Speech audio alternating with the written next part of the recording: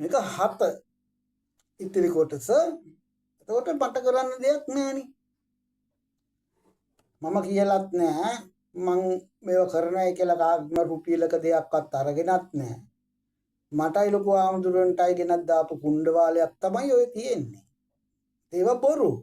ඒවා ඉතින් නායක ආමුදුරට කිව්වට පිළිගත්තෙත් නෑ. ඒවා විභාගෙකුත් නෑ.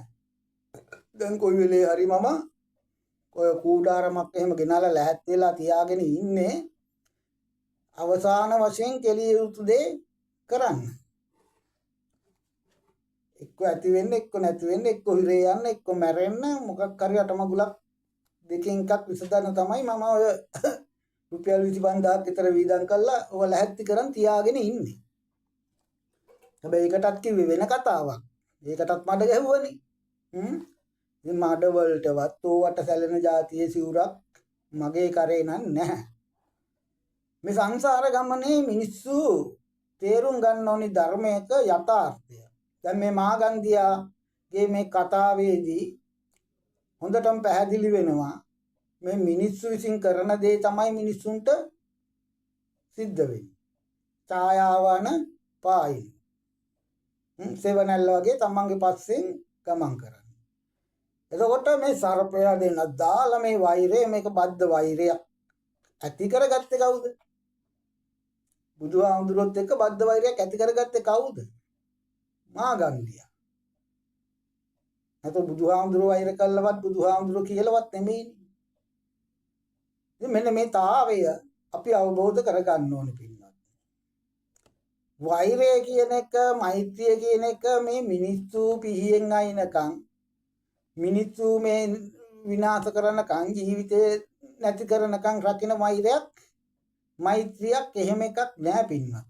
එහෙම එකක් තිබ්බනම් බුදුහාමුදුරට බණ කියන්න බෑ.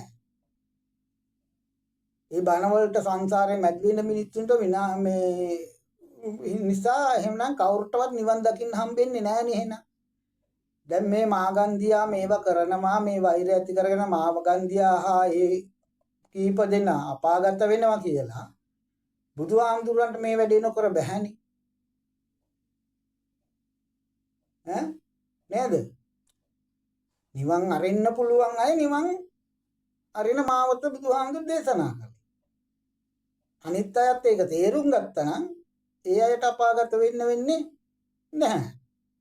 ඒ තේරුම් ගත්තු නැති එකේ විපාක තමයි ඔය සිද්ධ වෙන්නේ. අනුන්ගේ කීම් වලට දැන් චුල්ලහත් ඒ තුලුපාසකයක් ඒ ඇමතියක් මාගන්දියාගේ කීම අහලා කරේ නැත්තම් මාගන්දියා කියපු දේ නොකරනම් සල්ලි වලට අල්ලස් වලට ඔය දේ වෙන්නේ නැහැ. දැන් කවුරුත් එක අන්තිමට ඒව විපාක භුක්ති වින්දා. කවුරු කරත් ඔන්න ඔය ටික තමයි බුදුරජාණන් වහන්සේගේ ශාසනය. බුදුහාමුදුරුවන්ටත් පුළුවන් කමක් නැහැ මිනිස්සු තරහ වෙනවා කියලා පාණාතිපාතා නොකිය ඉන්න. මිනිස්සු සත්තු මරනවා කියලා. ඒක නිසා සත්තු මරණ එක තරහ වෙනවා. ඌට මෛත්‍රී කරන්න ඕනි. ඒක නිසා පාණාතිපාතා නොකිය ඉන්න ඕනි කියලා බුදුවරුන් කියේ හිටියේ නෑ. හොරකම් කරන එක හොරකම් කරයි කියලා අදින්නාදානා වේරමණේ නොකිය ඉන්න ඕනි. නැත්තම් හොරු මගෙත් එක්ක තරහ වෙනවා. හොරු මට වෛර කරනවා කියලා බුදුහාමුදුරුවෝ පාණාතිපාතා අනුමත නොකර හිටියේ නෑ.